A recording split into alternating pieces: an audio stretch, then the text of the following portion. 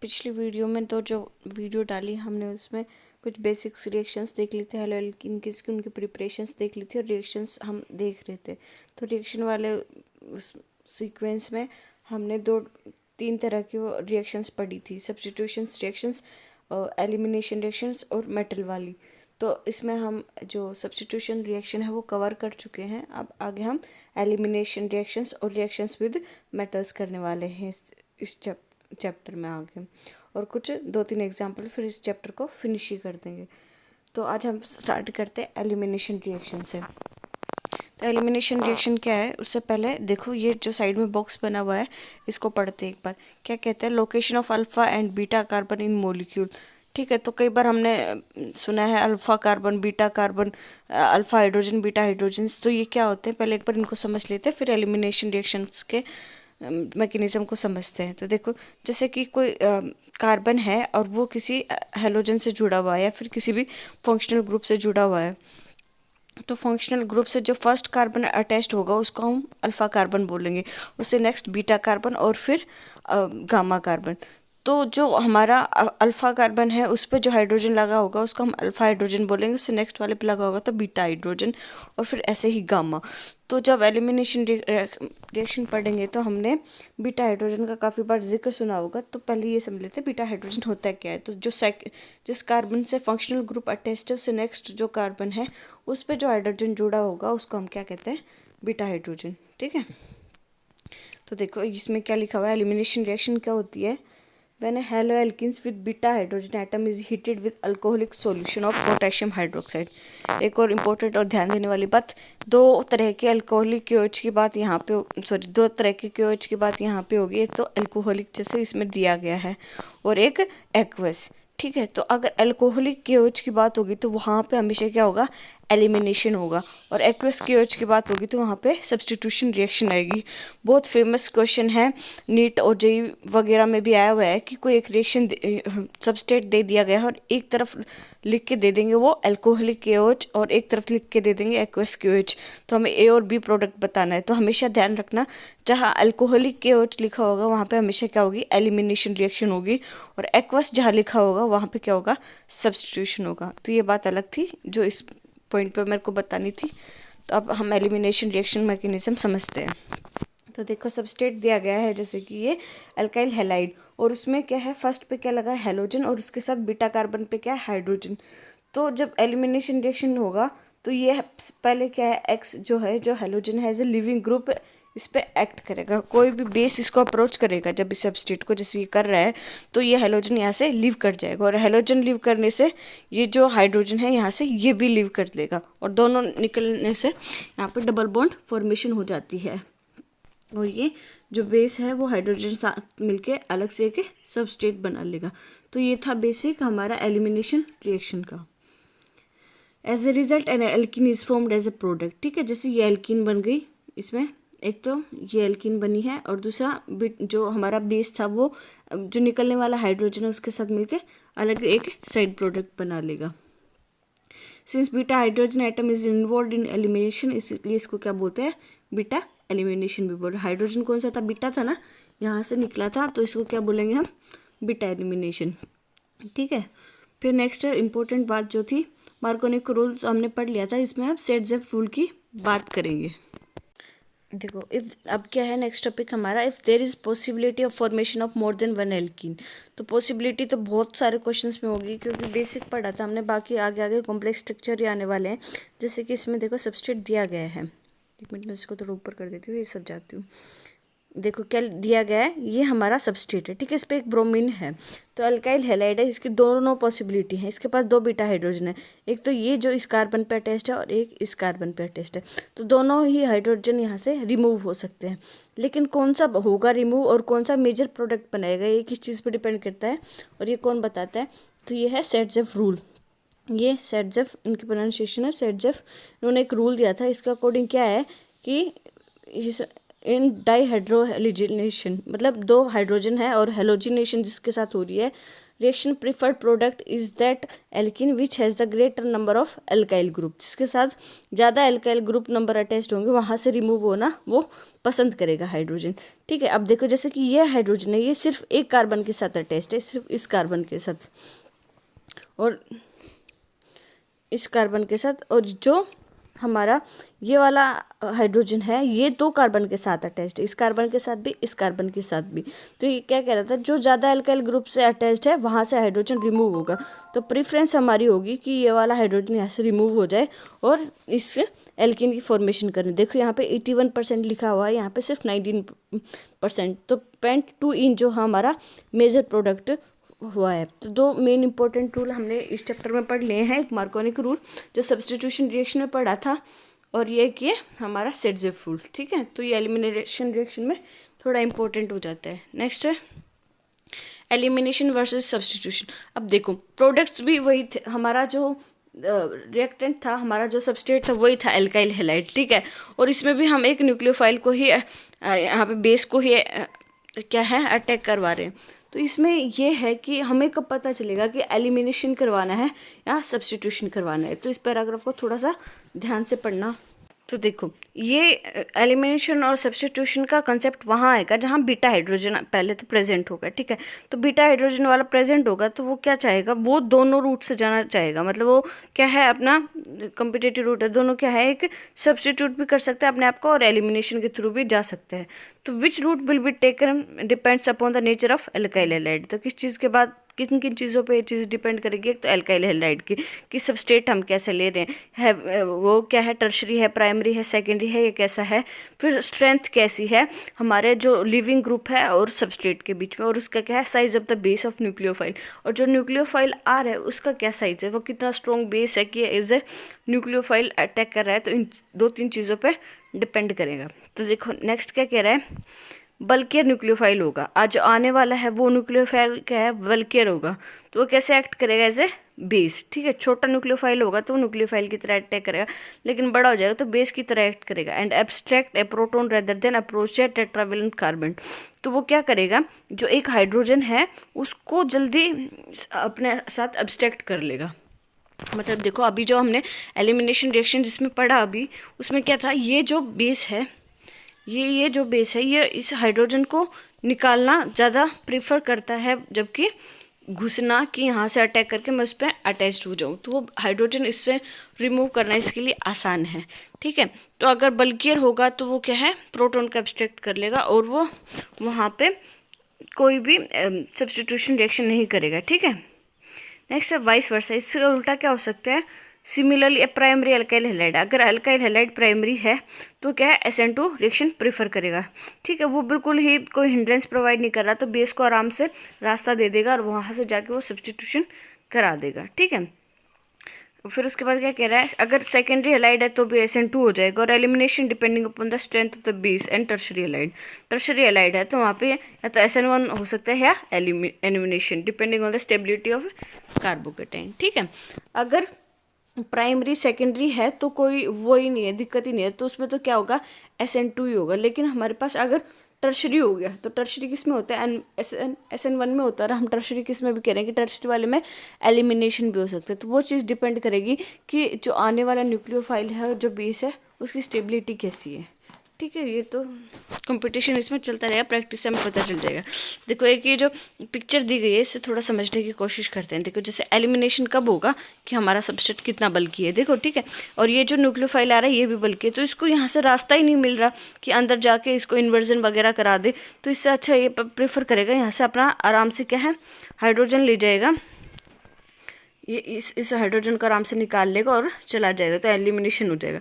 लेकिन देखो जैसे ये प्राइमरी अगर कोई सबस्ट्रेट आ रहा है तो उसको तो सीधा सीधा डायरेक्शनल रास्ता मिल रहा है और वो इन्वर्जन करा के सब्स्टिट्यूशन करा देगा। तो एलिमिनेशन और सब्स्टिट्यूशन में बस ये है, थोड़ी सी कन्फ्यूजन हो सकती है SN1 वाले उसमें, क्योंकि उसमें टर्शरी ही होता है और एलिमिनेशन भी हो सकता है। तो उसमें थोड़ा सा हमें क्या है, जो सबस्ट्रेट हो है या फिर न्यूक्लियोफाइल की स्टेबिलिटी वगैरह देखने में दिक्कत हो सकती है थोड़ी सी। तो एलिमिनेशन हमने पढ़ लिया है। थर्ड रिएक्शन टाइप इसमें क्या हो जाएगा, रिएक्शंस विद मेटल। ठीक है। तो ये क्या कहता है, मोस्ट ऑर्गेनिक क्लोराइड्स, हमने ब्रोमाइड्स, आयोडाइड्स या हैलाइड्स बोल सकते हैं, जिसके डायरेक्टली क्या है, certain metal choice give compounds containing carbon metal bonds, such compounds are known as organometallic compound. ठीक है, ऑर्गेनोमेटेलिक कंपाउंड तो एक अलग से पूरी ब्रांच हो जाएगी आगे पढ़ने में, लेकिन इसमें सिर्फ हमें थोड़ा सा पढ़ना है। इसमें क्या कह रहे हैं कि an important class of organometallic compound discovered by Victor Grignard. Grignard reagent काफ़ी फेमस रिएजेंट है, और क्वेश्चन आ जाते हैं सीधे इसमें। तो क्या है, इसमें हम अल्काइल हैलाइड लेंगे और एक हमारा मेटल लेंगे। ठीक है, तो रिएक्शन विद मेटल्स, तो मैग्नीशियम क्या है, मेटल है। किसको हम इसको मैकेनिज्म को ड्राई ईथर में कराएंगे, और इसमें क्या है, जो मैग्नीशियम है बीच में ऐड हो जाएगा, सब्सटीट्यूट हो जाएगा। तो ये क्या है, Grignard reagent as a work करता है। ठीक है, ये ग्रिग्नार्ड रिएजेंट की हिस्ट्री बताई गई है उसमें। इसमें क्या कहता है, in the Grignard reagent the carbon magnesium bond is covalent. ठीक है, ये जो कार्बन और मैग्नीशियम का बॉन्ड है वो थोड़ा कोवेलेंट है, लेकिन मैग्नीशियम का और हैलाइड का बॉन्ड है वो स्लाइटली क्या है, आयनिक है। ये इसकी बेसिक बात बताई गई इसमें। Grignard reagents are highly reactive and react with any source of proton to give hydrocarbons. ठीक है, ये तो क्या है कि अब सबस्ट्रेट बन गया है, इतना मैग्नीशियम बीच में ऐड हो गया, लेकिन अब इसको फर्दर अगर हम किसी इसके साथ सोर्स के साथ अगर रिएक्ट कराएंगे तो क्या बन जाएगा, हमारा हाइड्रोकार्बन बना रहा है, और हमें ऐसे ये रिकवर हो जाएगा। ठीक है, कॉरस्पॉन्डिंग हाइड्रोकार्बन्स, ये ग्रिग्नार्ड रिएक्शन थी। ऐसे ही बात मेटल्स के साथ रिएक्शन की हो रही है, तो एक और इसमें एग्जांपल दिया गया है वुड्स रिएक्शन का। इसमें क्या है, जो हमारा अल्काइल हैलाइड है वो सोडियम मेटल के साथ रिएक्ट कर रहा है, और ये यहाँ से एक्स अपने साथ ले जाएगा, और हमें फिर से एक एल्केन की फॉर्मेशन हो जाएगी, कार्बन कार्बन बॉन्ड की फॉर्मेशन हो जाएगी। तो यह है वुड्स रिएक्शन। तो नेम रिएक्शन पढ़ लिया हमने यहाँ पे, ग्रिग्नार्ड रिएजेंट वाली रिएक्शन और वुड्स रिएक्शन। ठीक है, अब इस नेक्स्ट हम बात करते हैं रिएक्शन ऑफ हेलो एरीन्स। तो पीछे तो हमने बात करी थी अब रिएक्शन से हमारे हेलो एल्केन्स में, अब हेलो एरीन्स की हम रिएक्शन अलग से पढ़ेंगे। तो सबसे पहले उसमें भी न्यूक्लियोफिलिक सब्स्टिट्यूशन पढ़ा था ना, तो जितना न्यूक्लियोफिलिक सब्स्टिट्यूशन वहाँ इजी था, ऐसा हेलो एरीन्स में न्यूक्लियोफिलिक सब्स्टिट्यूशन कराना थोड़ा टफ है, मुश्किल है। इसके जो रीज़न दिए गए हों नंबर वाइज हम पढ़ते हैं। फर्स्ट है रेजोनेंस इफेक्ट। ठीक है, रेजोनेंस इफेक्ट के कारण इसमें क्या कह रहा है, ये in haloarenes the electrons pairs on halogen atoms are in conjugation with pi electrons. जैसे कि ये हेलो एरीन्स है, ये इसके जो इलेक्ट्रॉन है वो कंजुगेशन में चले जाते हैं, और ये इतना ईजिली अपना, जैसे ये रेजोनेटिक स्ट्रक्चर है तो ये इतना ईजिली अवेलेबल नहीं हो पाते अटैकिंग के लिए। इसके कारण देखो क्या होता है, रेजोनेंस के कारण द सीशियल bond acquires a partial double bond, ये डबल बॉन्ड कैरेक्टर इसमें आ जाएगा, और इस डबल बॉन्ड को तोड़ना मुश्किल हो जाएगा। मतलब अगर यहाँ से हेलोजन रिमूव ही नहीं होगा तो इसका हम सब्स्टिट्यूशन कैसे कराएंगे। तो nucleophilic substitution reaction hello arenes में इतनी ईजी नहीं है। फर्स्ट कारण है इसका रेजोनेंस। रेजोनेंस के कारण क्या है, कार्बन और क्लोराइड में डबल बॉन्ड कैरेक्टर आ जाएंगे। सेकेंड रीजन क्या कह रहा है, difference in hybridization of carbon attempts in CX bond. तो देखो इसमें जो नॉर्मल हेलो एल्केन्स होते हैं उसमें क्या है, sp3 हाइब्रिड कार्बन होता है, लेकिन हेलो एरीन्स में क्या है, sp2 हाइब्रिड कार्बन होता है। इसके कारण क्या है, इसमें S कैरेक्टर ज़्यादा आ जाएंगे और इस बॉन्ड को ब्रेक करना मुश्किल हो जाएगा, और बॉन्ड लेंथ भी क्या है, कम हो जाएगी। देखो नॉर्मल हाइड्रोकार्बन की जो बॉन्ड लेंथ है 177 पिकोमीटर दे रखी है हाइड्रो हैलाइड्स की, और इसमें क्या है 169 पिकोमीटर, तो बॉन्ड लेंथ कम हो जाएगी, तो फिर से CX बॉन्ड को तोड़ना हमारे लिए थोड़ा सा टफ हो जाएगा। नेक्स्ट रीज़न है इसमें instability of phenyl cations. Cations जो बनेंगे वो इंस्टेबल होंगे, और क्या है, रिपल्शन भी होंगे। तो 4 रीज़न दिया गया है इसमें। इसके कारण क्या हेलो एल्केन्स में जो सब्स्टिट्यूशन रिएक्शन कराना वो थोड़ा सा टफ हो जाता है। Replacement bye hydroxyl group, reaction कराना टफ होता है लेकिन इम्पॉसिबल नहीं होता। अगर हम इसे पर्टिकुलर कंडीशंस और ड्रास्टिक कंडीशंस में कराएंगे तो ये सब्स्टिट्यूशन भी हो जाएगा। जैसे कि ये हैलाइड है, यहाँ पे अगर हम बेस ले लें, अच्छा स्ट्रॉन्ग बेस लेंगे और हाई टेम्परेचर 623 केल्विन टेम्परेचर लेंगे और काफ़ी ज़्यादा एटमॉस्फेयर प्रेशर लेंगे तो ओबियसली सब्स्टिट्यूशन हो जाता है। तो बात थी नॉर्मल कंडीशंस में, जैसे कि हेलो एल्केन्स में हमें इतने कुछ एफर्ट्स लगाने नहीं पड़ रहे थे। नॉर्मली छोटा सा हमने इसे बेस लिया, और अगर नॉर्मल सोलवेंट लिया, SN1 में पोलर सोलवेंट लिया या फिर एप्रोटिक सोलवेंट लिया हमने SN2 में, तो नॉर्मली वो रिएक्शन हो रही थी। लेकिन हेलो एल्केन्स में हमें सब्स्टिट्यूशन रिएक्शन कराने में काफ़ी मशक्क़त करनी पड़ेगी। इसमें हमें अच्छा सा स्ट्रॉन्ग सा बेस लेना पड़ेगा, हाई टेम्परेचर देना पड़ेगा और हाई प्रेशर देना पड़ेगा। तो ये रिक्वायरमेंट्स फुलफिल होने पर सब्स्टिट्यूशन रिएक्शन होगी। दूसरी बात ये है कि दूसरा है, अगर कंडीशन नहीं देंगे तो हमारा सब्सट्रेट कुछ ऐसा होना चाहिए कि वो उसको ऐसा बना दे कि वो रिएक्शन के लिए तैयार हो जाए। जैसे कि यहाँ पे ऑर्थो और पैरा पोजीशन में इन्होंने क्या है, नाइट्रो ग्रुप जोड़ दिया है। नाइट्रो ग्रुप क्या है, एक इलेक्ट्रॉन विड्रॉइंग ग्रुप है। तो वो ऐसे इलेक्ट्रॉन विड्रॉ करेगा तो इसको इलेक्ट्रॉन डेफिशिएंट बनाएगा और वो जो हमारा सब्स्टिट्यूट, जो हमारा न्यूक्लियोफाइल है वो इजीली अटैच कर देगा। अब देखो NH तो है, लेकिन हम देखो टेम्परेचर काफ़ी कम हो गया सिर्फ NO2 के आने के कारण, 443 केल्विन अराउंड है। अगर और दोनों ही सब्स्टिट्यूट हो जाएं तो फिर हमें टेम्परेचर और भी कम देना पड़ रहा है, 368 केल्विन के अराउंड। तो विड्रॉइंग ग्रुप क्या है, इधर से इलेक्ट्रॉन ले लेगा और इसको न्यूक्लियोफाइल के लिए ज़्यादा प्रेफर करेगा। NO2 तीनों NO2 लग जाएंगे तो और भी ज़्यादा इसमें होगा, ठीक है। लेकिन इसमें देखो नेक्स्ट है ऑर्थो, और जो पैरा पोजीशन पे है ना उस पर ज़्यादा वो रिएक्ट करवाएगा, मतलब ज़्यादा सब्स्टिट्यूशन कराएगा, लेकिन मेटा पे नहीं कराएगा। क्योंकि मेटा पे देखो जो कार्बन अनायन बन रहा है वो मेटा पोजीशन पे तो आ ही नहीं रहा, तो मेटा पोजीशन पे नाइट्रो ग्रुप लगने से इतना ज़्यादा इफेक्ट नहीं होगा, जबकि ऑर्थो और पैरा ग्रुप पे होगा। ऑर्थो और पैरा ग्रुप पे ये जो है कार्बन अनायन आ रहा है, ठीक है। ये इस पे लिखा हुआ भी है कि जो है -I इफेक्ट नहीं लगेगा क्लोरीन का मेटा पोजीशन पे, इसलिए NO2 का वहाँ पे होना ना होना ज़्यादा उसको फ़र्क नहीं पड़ने वाला। इसके बाद है इलेक्ट्रोफिलिक सब्स्टिट्यूशन रिएक्शन, ठीक है। हेलो एरिन्स की हम रिएक्शन पढ़ रहे थे, पहले हमने पढ़ी न्यूक्लियोफिलिक सब्स्टिट्यूशन रिएक्शन। तो न्यूक्लियोफिलिक सब्स्टिट्यूशन ज़्यादा प्रीफर नहीं होती, उसका रीज़न हमने पढ़ लिया है कि रेजोनेंस है, डबल बॉन्ड कैरेक्टर आ जाएंगे क्लोरीन और कार्बन के बीच में, और उसके हाइब्रिडाइजेशन वगैरह की। लेकिन इलेक्ट्रोफिलिक सब्स्टिट्यूशन रिएक्शन आराम से हो सकती हैं हेलो एल्किन्स में। तो क्या बता रहा है ये, haloarenes normally electrophilic reactions दिखा सकता है बेंजीन में। जैसे कौन कौन सी रिएक्शन इसमें, halogenation, nitration, sulphonation and Friedel Crafts reaction का इसमें एग्जांपल्स दिए गए हैं। Halogen atom besides being slightly deactivating is ortho para directing, ठीक है।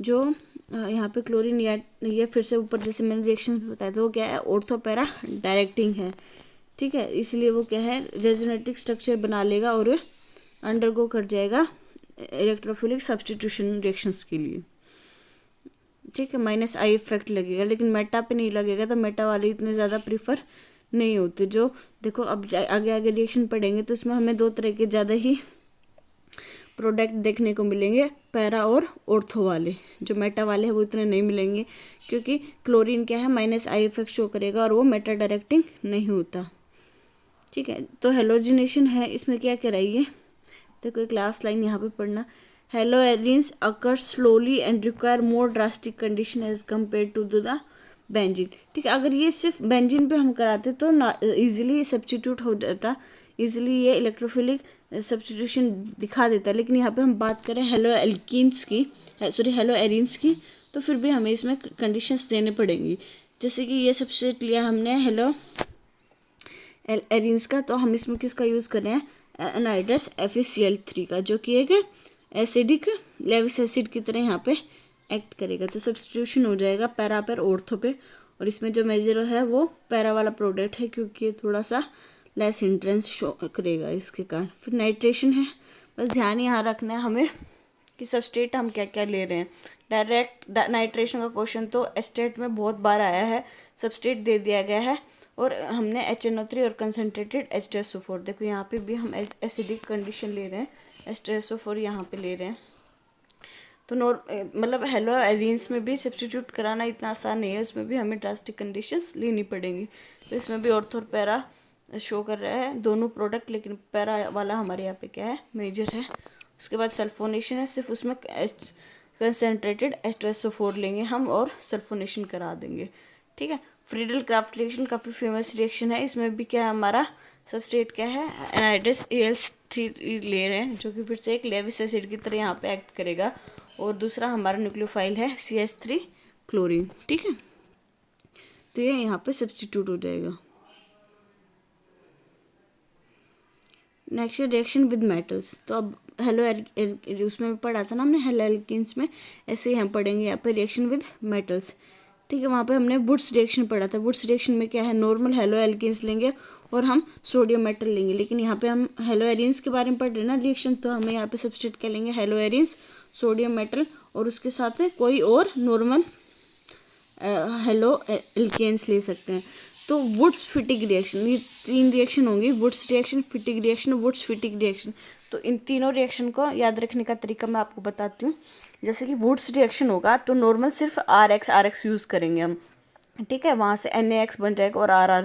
वुड्स फिटिक रिएक्शन, तो वुड्स क्या है, थोड़ा सा बड़ा सा नाम आता है ना, तो वुड्स फिटिक रिएक्शन मतलब फिटिक के लिए तो RX और ये यहाँ पे दोनों अलग अलग हो जाएंगे, जिसमें सब्स्ट्रेट मतलब हेलो एरिन्स भी आ रहा है, हेलो एल्कीन्स भी आ रहा है। और फिटिक रिएक्शन में क्या है, सिर्फ हमारा हेलो एरिन्स आ रहा है। तो तीनों ध्यान रखना, वुड्स में सिर्फ नॉर्मल हेलो एल्केन्स, फिटिक में हेलो एरिन्स, और जो वुड्स फिटिक में है उसमें हम दोनों लेंगे, हेलो एल्किन भी और हेलो एरिन भी। ठीक है, जो X है ये इसके साथ सोडियम मेटल के साथ चला जाएंगे और इनके आपस में बॉन्ड फॉर्मेशन हो जाएगी। देखो जैसे RRO की यहाँ पे होगी और यहाँ से दो ये X चला जाएगा, दोनों बेंजीन के, और ये डाइफिनाइल फॉर्म कर लेगा।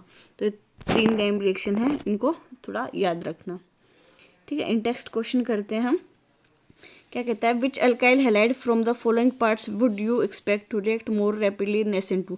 तो हमने SN2 में बात करी थी कि प्राइमरी वाला ज़्यादा प्रीफर करेगा, तो इन दोनों में से प्राइमरी वाला कौन सा है, ये वाला, तो इसका आंसर हो जाएगा फर्स्ट।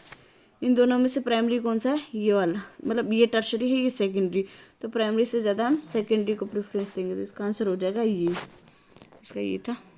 और थर्ड वाले में फिर से प्राइमरी, तो इसका आंसर ये हो जाएगा, क्योंकि ये कार्बन ज़्यादा दूर है। ठीक है, तो इनके आंसर ये हो जाएंगे।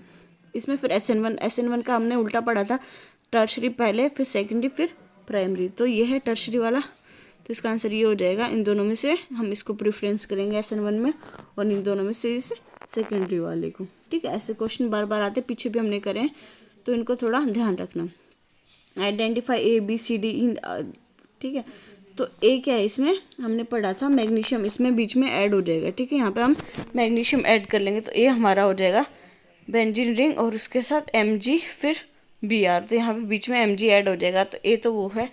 फिर H2O को हम करेंगे, तो फिर H2O के बाद फिर से हमें क्या है, बेंजीन मिल जाएगी यहाँ पे, RBr, और फिर मैग्नीशियम, फिर से यहाँ पे मैग्नीशियम ऐड हो जाएगा और यहाँ से फिर से मैग्नीशियम रिमूव हो जाएगा और ये ROH बन जाएगा। C क्या बन जाएगा, हमारे एक अल्कोहल बन जाएगा।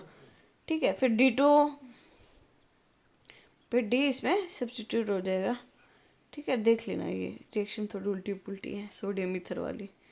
फिर इसमें पॉली हेलोजन और कंपाउंड्स की हम बात करें, डाइक्लोरोमीथेन, ट्राइक्लोरोमीथेन, क्लोरोफॉर्म, CCl4, इनकी कैसे कैसे फॉर्मेशन हो रही है। ये छोटा सा टॉपिक है, इसमें ज़्यादा क्वेश्चन आते नहीं है, तो देख लेना। स्वार्ट्स रिएक्शन है, तो मैं चैप्टर को बस यही ख़त्म करती हूँ, जो जो इम्पोर्टेंट इसमें था हमने पढ़ लिया है। तो thank you for watching this video, please like, share and subscribe my channel. I hope आपको सीरीज़ पसंद आई। नेक्स्ट वीडियो से हम नेक्स्ट चैप्टर शुरू कर रहे हैं, जिसमें हम अल्कोहल्स, ईथर के और फिनोल्स के बारे में पढ़ेंगे। और thank you so much for watching my video, please like, share and subscribe. Thank you.